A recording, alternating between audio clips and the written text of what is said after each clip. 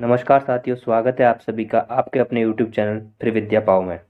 दोस्तों, आज है 6 मई 2022 और 6 मई 2022 से करंट अफेयर्स के जितने भी इम्पोर्टेंट क्वेश्चन बन सकते हैं वो हम आज के इस वीडियो में डिस्कस करने वाले हैं।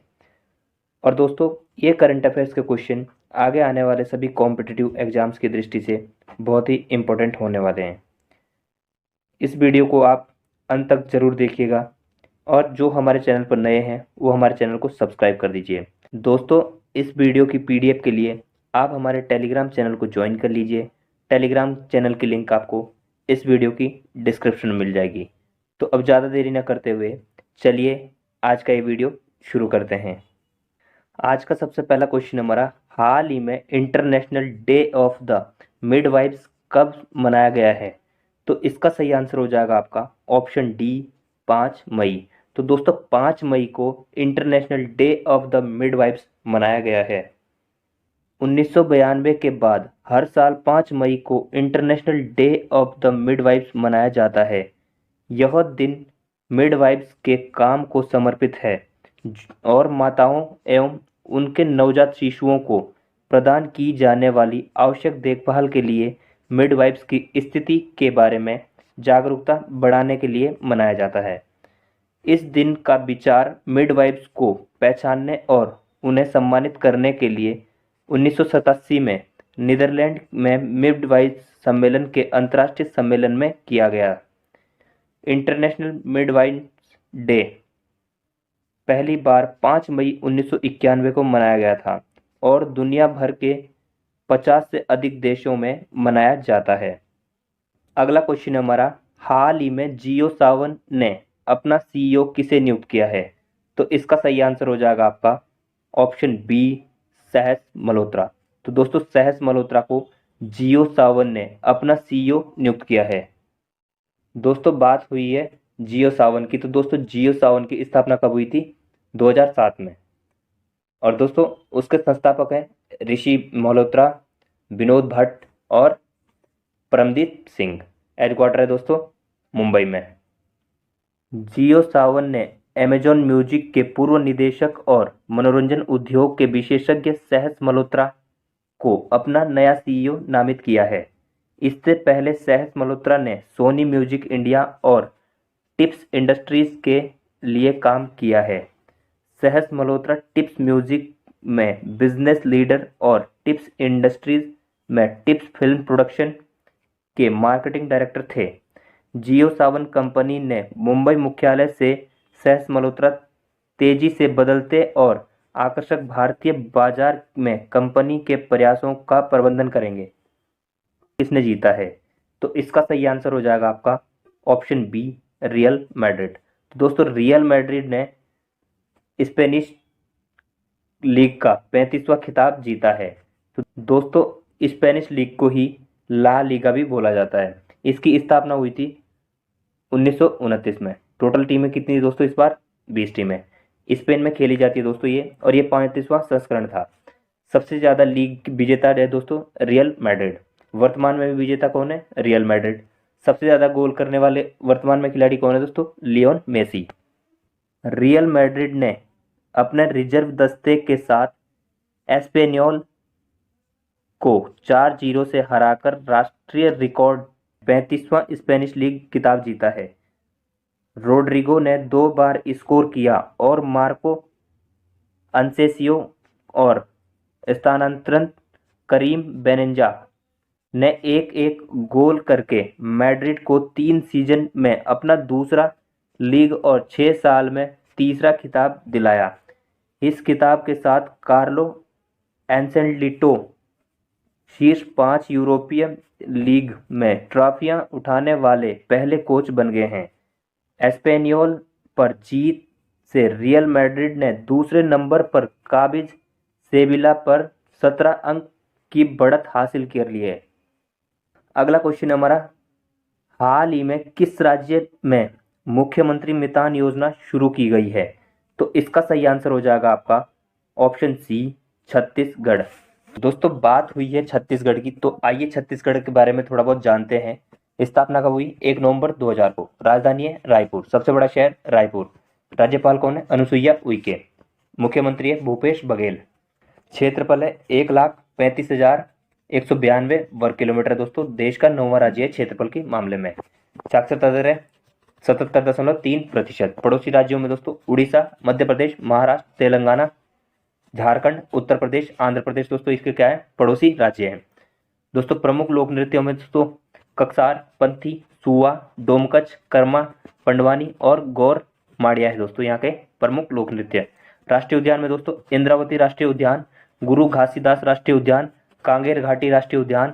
और दोस्तों प्रमुख नदियों में महानदी, शिवनाथ, तांदुला, हसदो, खारून, मांड और भोराई दोस्तों यहाँ की क्या है, प्रमुख नदियां हैं। छत्तीसगढ़ के मुख्यमंत्री भूपेश बघेल ने मुख्यमंत्री मितान योजना शुरू की है, जिसे छत्तीसगढ़ के रायपुर, दुर्ग, बिलासपुर और राजनांदगांव जैसे शहर सहित 14 नगर निगमों में पायलट आधार पर लागू किया जाएगा। मितान का अर्थ मित्र या दोस्त होता है। इस योजना के तहत छत्तीसगढ़ के निवासी अपने घर पर लगभग 100 सार्वजनिक सेवाओं का लाभ उठा सकते हैं। वित्त वर्ष 2022-23 के बजट भाषण में मुख्यमंत्री द्वारा घोषित मितान योजना के तहत 14 नगर निगम क्षेत्रों में 13 सेवाओं को शामिल किया गया है। योजना के तहत लोग सेवा के लिए टोल फ्री नंबर 14545 पर मितान से संपर्क कर सकते हैं। नेक्स्ट क्वेश्चन हमारा, हाल ही में 75वीं संतोष ट्रॉफी 2022 का खिताब किसने जीता है? तो इसका सही आंसर हो जाएगा आपका ऑप्शन ए, केरल। तो दोस्तों केरल ने 75वीं संतोष ट्रॉफी का खिताब जीता है। बात दोस्तों केरल की हुई है तो केरल के बारे में थोड़ा बहुत जान लेते हैं। केरल की स्थापना कब हुई? 1 नवंबर 1956 में। राजधानी है दोस्तों तिरुवनंतपुरम। और दोस्तों जिले कितने? 14। गवर्नर है आरिफ मोहम्मद खान। सीएम पिनराई विजयन। राज्यसभा सीटें हैं 9, लोकसभा सीटें 20। क्षेत्रफल 38,863 वर्ग किलोमीटर है। 21वां राज्य है क्षेत्रफल के मामले में। साक्षरता दर है 96.2%। और दोस्तों पूरे भारत का ये पहला राज्य है साक्षरता दर में। लिंगानुपात है 1000 पुरुषों पे 1084 महिलाएं। पड़ोसी राज्यों में दोस्तों तमिलनाडु और कर्नाटक है। प्रमुख नदियां कौन कौन सी है? कावेरी, पेरियार, पंपा, मणिमाला और नेन्नार। लोक नृत्य में कथकली, ओणम, मोहिनीअट्टम, कालियट्टम और पादयाइनी दोस्तों यहाँ के क्या है, प्रमुख लोक नृत्य हैं। प्रमुख झीलों में दोस्तों वेमनाड और अष्टमुड़ी है। प्रमुख पुरस्कार केरल राज्य फिल्म पुरस्कार, केरल साहित्य अकादमी पुरस्कार यहाँ के क्या है, प्रमुख पुरस्कार है दोस्तों। केरल के मलप्पुरम के मंजेरी स्टेडियम में संपन्न हुए 75वीं संतोष ट्रॉफी 2022 जीतने के लिए केरल ने पेनल्टी शूटआउट में पश्चिम बंगाल को 5-4 से हराया। एक कठोर मुकाबले के अतिरिक्त समय के बाद भी दोनों टीमों 1-1 के स्कोर पर थी, जिसमें दोनों छोर पर बहुत सारे मौके बनाए गए थे और सही फिनिशिंग नहीं हुई। घरेलू मैदान पर संतोष ट्रॉफी टूर्नामेंट में केरल की यह तीसरी जीत है। इससे पहले उन्होंने 1973-74 और 1992-93 में कोची में 2 संस्करण जीते थे। केरल के वर्तमान कप्तान जीजो जोसेफ को पार्क के बीच में शानदार प्रदर्शन के लिए प्लेयर ऑफ द मैच चुना गया है। नेक्स्ट क्वेश्चन हमारा, मई 2022 में फेडरल रिजर्व ऑफ न्यूयॉर्क के निदेशक के रूप में किसे नियुक्त किया गया है? तो इसका सही आंसर हो जाएगा आपका ऑप्शन बी, अरविंद कृष्णा। तो दोस्तों अरविंद कृष्णा को federal reserve bank of New York के निदेशक मंडल के रूप में चुना गया है। दोस्तों federal reserve bank of New York की स्थापना कब हुई? 1914 में। हेडक्वार्टर है दोस्तों न्यूयॉर्क में। प्रेसिडेंट और सीईओ कौन है? John C Williams. आईबीएम के अध्यक्ष और मुख्य कार्य अधिकारी अरविंद कृष्णा को federal reserve bank of New York के निदेशक मंडल में चुना गया है। वह 31 दिसंबर 2023 को समाप्त होने वाले 3 साल के कार्यकाल के शेष भाग के लिए कार्यकाल में रिक्त स्थान को भरेंगे। वह पहले क्लाउड एंड कॉग्निटिव सॉफ्टवेयर के वरिष्ठ उपाध्यक्ष थे।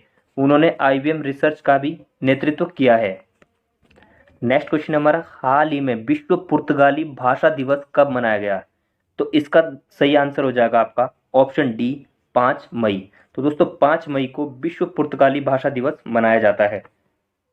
पुर्तगाली भाषी देशों के समुदाय CPLP के मंत्रिपरिषद ने मूल रूप से 5 मई को पुर्तगाली भाषा और संस्कृति का एक दिवस मनाना शुरू किया है। 2019 में यूनेस्को ने इस विश्व पुर्तगाली भाषा दिवस में बदल दिया।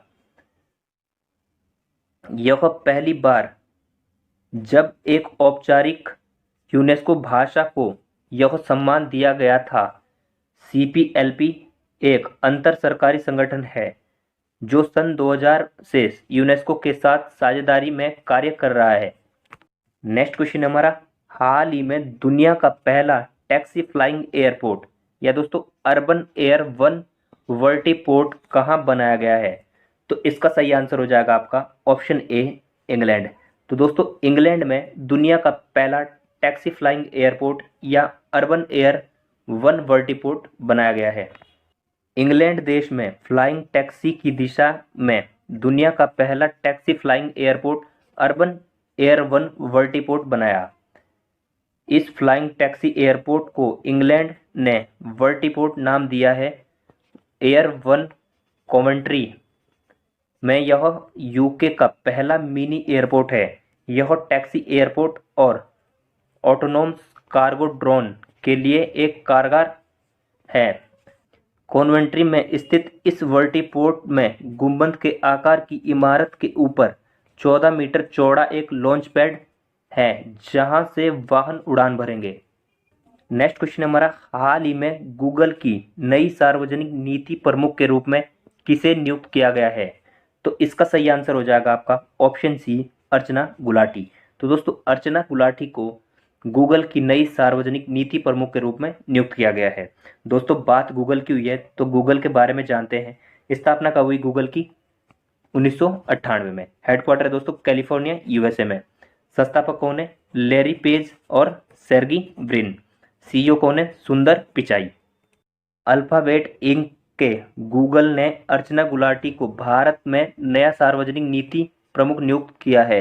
उन्होंने पहले प्रधानमंत्री नरेंद्र मोदी के संघीय थिंक टैंक और देश के anti trust watchdog NITI Aayog में डिजिटल संचार के लिए संयुक्त सचिव के रूप में काम किया था।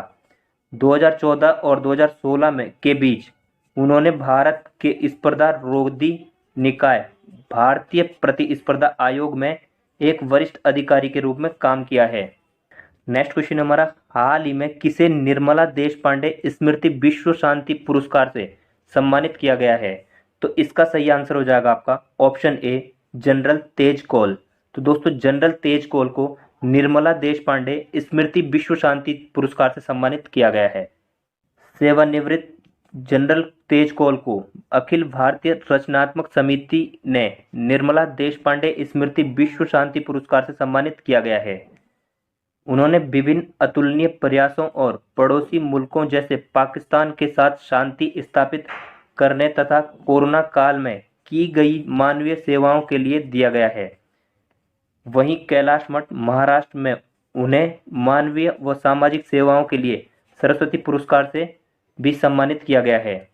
नेक्स्ट क्वेश्चन हमारा, हाल ही में अमेजॉन कंपनी ने CEO के रूप में किसे नियुक्त किया है? तो इसका सही आंसर हो जाएगा आपका ऑप्शन ए, एंडी जेसी। तो दोस्तों एंडी जेसी को अमेजॉन कंपनी ने अपना CEO नियुक्त किया है। तो दोस्तों अमेजॉन के बारे में देखते हैं। अमेजॉन की स्थापना कब हुई?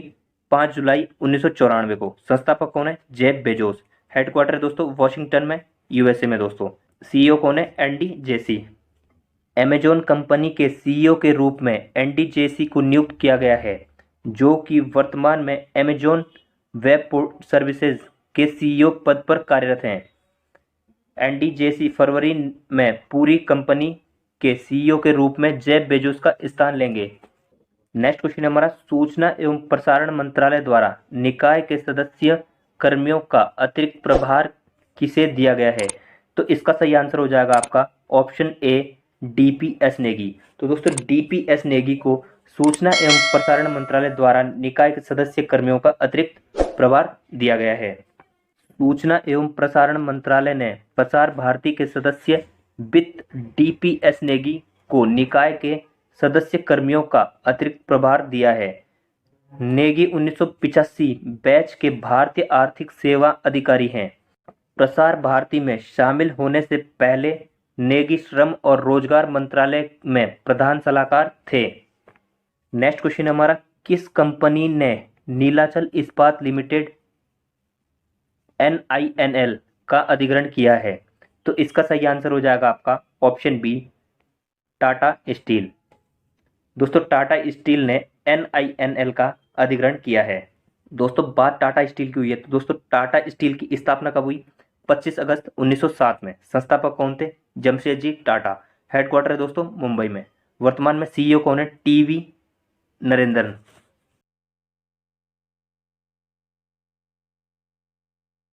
टाटा स्टील ने नीलाचल इस्पात निगम लिमिटेड NINL का अधिग्रहण कर लिया है। यह चालू तिमाही अप्रैल से जून 2022 के अंत तक अधिग्रहण पूरा कर लेगा। टाटा स्टील के लिए समर्पित लॉन्ग प्रोडक्ट कॉम्प्लेक्स बनाने के लिए NINL का अधिग्रहण महत्वपूर्ण है। अगला क्वेश्चन हमारा, किस राज्य सरकार ने 2022 में बीमार फार्म जानवरों के लिए मोबाइल पशु चिकित्सालय स्वास्थ्य सेवाएं शुरू की है? तो इसका सही आंसर हो जाएगा आपका ऑप्शन डी, त्रिपुरा। तो दोस्तों त्रिपुरा राज्य सरकार ने 2022 में बीमार जानवरों के लिए एक पशु चिकित्सा स्वास्थ्य सेवाएं शुरू की है। दोस्तों बात हुई है त्रिपुरा की, तो त्रिपुरा की स्थापना कब हुई? 21 जनवरी 1972 में। राजधानी है अगरतला। सबसे बड़ा शहर अगरतला। जिले हैं दोस्तों 8। गवर्नर कौन है? सत्यदेव नारायणन आर्य। CM है दोस्तों बिप्लब कुमार देव। क्षेत्रफल है 10,491 वर्ग किलोमीटर। दोस्तों देश का 27वां राज्य है क्षेत्रफल के मामले में। साक्षरता दर है 87.75%। पड़ोसी राज्यों में दोस्तों असम और मिजोरम है। भारत का एकमात्र ऐसा राज्य है जो दोस्तों तीनों ओर से बांग्लादेश से घिरा हुआ है। नदियों में दोस्तों कोवली, मनु, डोलोई, लोगाई, जूटी, गोमती, फेनी, मुहुरी और हावड़ा है। लोक नृत्य में दोस्तों गरिया, लोबांग, बोमानी, भोजगिरी और बीजू है। पर्यटन स्थल में दोस्तों उज्जैन महल, कुंजबन महल, सिपाही जाला वन्यजीव अभ्यारण्य, तृष्णा वन्यजीव अभ्यारण्य। दोस्तों त्रिपुरा सरकार ने बीमार फार्म जानवरों के लिए मोबाइल पशु चिकित्सा स्वास्थ्य सेवाएं शुरू की है। सर्जरी सुविधाओं, प्रयोगशालाओं और डॉक्टरों से लैस 12 पशु चिकित्सा मोबाइल वैन बीमार जानवरों जैसे गाय, बकरियों और सूअरों को स्वास्थ्य सेवाएं प्रदान करेंगे। नेक्स्ट क्वेश्चन हमारा, आजीविका और आय वृद्धि KALIA योजना के लिए कृषक सहायता किस राज्य से संबंधित है? तो इसका सही आंसर हो जाएगा आपका ऑप्शन ए, उड़ीसा। तो दोस्तों उड़ीसा राज्य में आजीविका और आय वृद्धि योजना के लिए कृषक सहायता से संबंधित है। तो दोस्तों बात उड़ीसा की हुई है तो उड़ीसा के बारे में जानते हैं थोड़ा बहुत। उड़ीसा की स्थापना हुई 1 अप्रैल 1936 को। राजधानी भुवनेश्वर। सबसे बड़ा शहर भुवनेश्वर। जिले 30। गवर्नर दोस्तों गणेशी लाल। CM नवीन पटनायक। क्षेत्रफल है दोस्तों 1,55,707 वर्ग किलोमीटर। दोस्तों देश का 8वां राज्य है क्षेत्रफल के मामले में। साक्षरता दर है 73.45%। लिंगानुपात 1000 पुरुषों पर 978 महिलाएं। पड़ोसी राज्यों में पश्चिम बंगाल, झारखंड, छत्तीसगढ़, आंध्र प्रदेश है। दोस्तों नदियों में महानदी, ब्राह्मणी, बैतरणी, तेल और इंद्रावती इसकी प्रमुख नदियां हैं। वन्यजीव अभ्यारण्य में दोस्तों नंदकानन जो दोस्तों सफेद बाघ के लिए फेमस है। सिमलीपाल राष्ट्रीय उद्यान, टाइगर रिजर्व में दोस्तों भितरकनिका वन्यजीव अभ्यारण्य। दोस्तों यहाँ के क्या है? प्रमुख अभ्यारण्य। दोस्तों प्रमुख लोक नृत्य में दोस्तों ओडिसी, दंडानट, पेका, आपा, झईर छऊ, मुदारी, सवारी और गरुड़वाहन यहाँ के क्या है? प्रमुख लोक नृत्य हैं। पर्यटक स्थल में दोस्तों सूर्य मंदिर दोस्तों कर्नाटक में। भुवनेश्वर में दोस्तों लिंगराज मंदिर, सुंदरपुरी तट, नंदकानन, चिल्का झील, उदयगिरी, खंडरगिरी की प्राचीन गुफाएं और हीराकुंड बांध यहाँ के क्या है? प्रमुख पर्यटन स्थल है। दोस्तों आजीविका और आय वृद्धि KALIA योजना के लिए कृषक सहायता के तहत ओडिशा सरकार ने 3 मई 2022 को 804 करोड़ रुपए जारी किए हैं। इससे ओडिशा के 40 लाख किसानों को फायदा होगा। नेक्स्ट क्वेश्चन हमारा, किस फिल्म ने लॉस एंजलिस के भारतीय फिल्म महोत्सव IFFLA 2022 में सर्वश्रेष्ठ फीचर फिल्म के लिए ग्रैंड जूरी पुरस्कार का शीर्ष पुरस्कार जीता है? तो इसका सही आंसर हो जाएगा आपका option B, once upon a time in Kolkata. Vikram Sengupta की once upon a time in Kolkata ने लॉस एंजलिस के 2022 में भारतीय फिल्म महोत्सव IFFLA समापन समारोह के सर्वश्रेष्ठ फीचर फिल्म के लिए ग्रैंड जूरी पुरस्कार का शीर्ष पुरस्कार जीता है। आज की इस वीडियो का सबसे आखिरी क्वेश्चन हमारा, हाल ही में GST राजस्व संग्रह वृद्धि में राज्यों में कौन सा राज्य शीर्ष पर है? तो इसका सही आंसर हो जाएगा आपका ऑप्शन सी, अरुणाचल प्रदेश। तो दोस्तों अरुणाचल प्रदेश GST राजस्व संग्रह की वृद्धि में सबसे ऊपर है। दोस्तों बात अरुणाचल प्रदेश की हुई है तो अरुणाचल प्रदेश के बारे में थोड़ा बहुत जानते हैं। स्थापना कब हुई? 20 फरवरी 1987 में। राजधानी है ईटानगर, सबसे बड़ा शहर ईटानगर। जिले 25, गवर्नर है दोस्तों BD मिश्रा, CM है पेमा खांडू। क्षेत्रफल है दोस्तों 83,743 वर्ग किलोमीटर। दोस्तों देश का 14वां राज्य है क्षेत्रफल के मामले में। साक्षरता दर है 66.9।